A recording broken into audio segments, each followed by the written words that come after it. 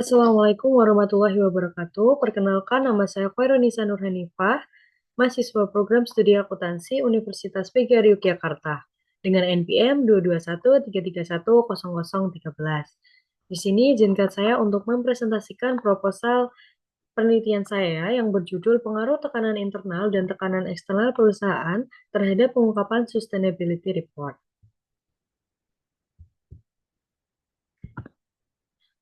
Perusahaan saat ini tidak hanya dituntut untuk mengejar keuntungan finansial semata, tetapi diharapkan juga untuk memperhatikan aspek sosial, lingkungan, serta keuangan keberlanjutan dalam eh, operasional perusahaan. Nah, untuk mendukung komitmen tersebut, OJK atau Otoritas Jasa Keuangan mengeluarkan peraturan POJK nomor 51 tahun 2017 tentang keuangan keberlanjutan.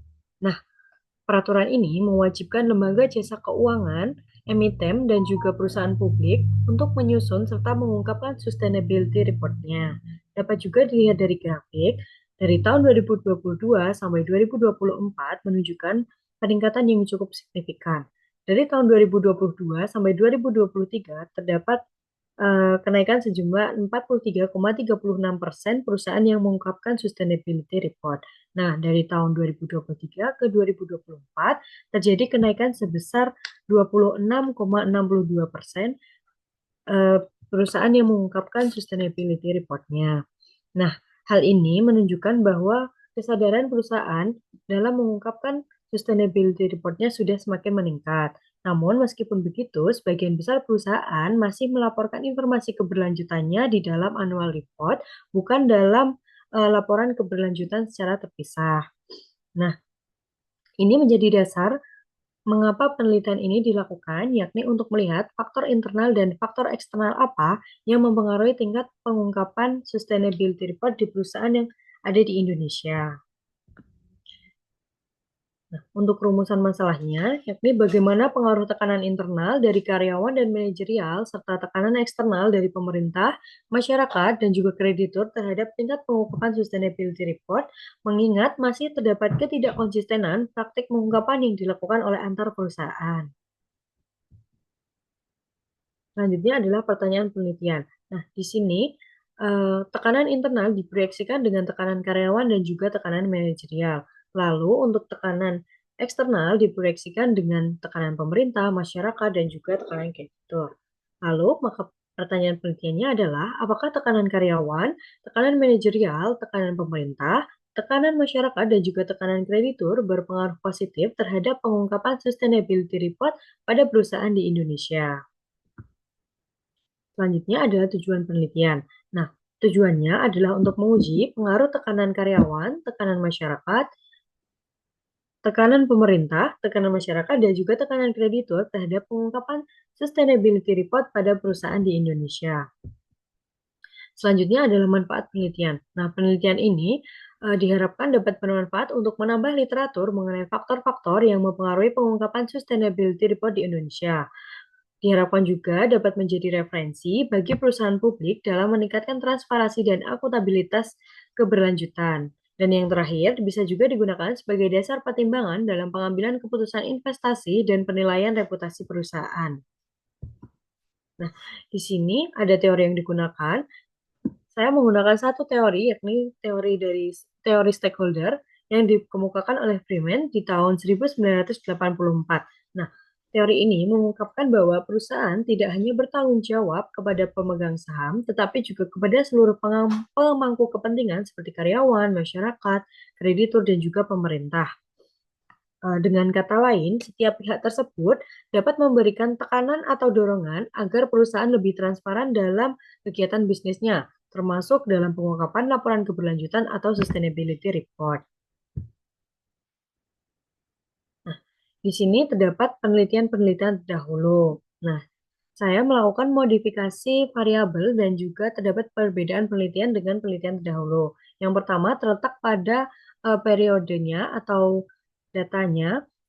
Kebanyakan penelitian terdahulu menggunakan data di tahun sebelum masa pandemi atau sekitar tahun 2017 sampai dengan 2020-an. Sedangkan saya menggunakan periode di tahun setelah pandemi, yakni 2022 sampai 2024. Selain itu, penelitian terdahulu kebanyakan juga menggunakan standar pengukuran SR dengan pedoman GRI, sedangkan penelitian ini menggunakan pedoman POJK nomor 51 tahun 2017. Lalu ada kerangka konseptual dan hipotesis penelitian. Seperti yang telah dijelaskan tadi, bahwa tekanan internal diproyeksikan dengan tekanan karyawan, tekanan manajerial. Lalu untuk tekanan eksternal diproyeksikan dengan tekanan pemerintah, tekanan masyarakat, dan juga tekanan kreditur.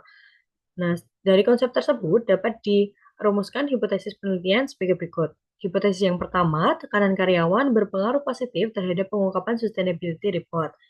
Hipotesis kedua, tekanan manajerial berpengaruh positif terhadap pengungkapan sustainability report. Hipotesis ketiga, yakni tekanan pemerintah berpengaruh positif terhadap pengungkapan sustainability report. Hipotesis keempat, tekanan masyarakat berpengaruh positif terhadap pengungkapan sustainability report.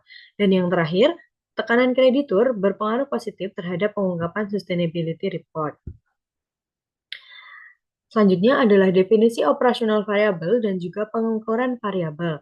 Nah, di sini untuk variabel pertama adalah pengungkapan sustainability report. Di sini pengukurannya adalah jumlah item yang diungkapkan dibagi dengan total jumlah indikator dikalikan 100%. Lalu variabel yang kedua, tekanan karyawan. Untuk pengukuran variabelnya yakni jumlah karyawan yang ada di perusahaan. Untuk variabel ketiga adalah tekanan manajerial. Pengukuran variabelnya dengan jumlah saham direksi, komisaris, dan juga manajer dibagi dengan total saham beredar dikalikan 100%. Lalu, eh, untuk variabel yang keempat ada tekanan pemerintah. Pengukuran variabelnya dengan jumlah saham pemerintah dibagi total saham beredar dikalikan 100%.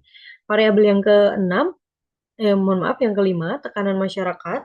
Untuk pengukuran variabelnya dengan jumlah saham masyarakat dibagi dengan total saham beredar dikalikan 100%. Lalu yang terakhir ada tekanan kreditur. Untuk pengukuran variabelnya adalah total utang dibagi dengan total ekuitas. Dan yang terakhir di sini adalah metodologi penelitian. Jenis penelitian ini adalah kuantitatif dengan data sekunder berupa annual report dan juga sustainability report. Untuk populasinya, yakni perusahaan publik yang terdaftar di BEI tahun 2022 sampai 2024.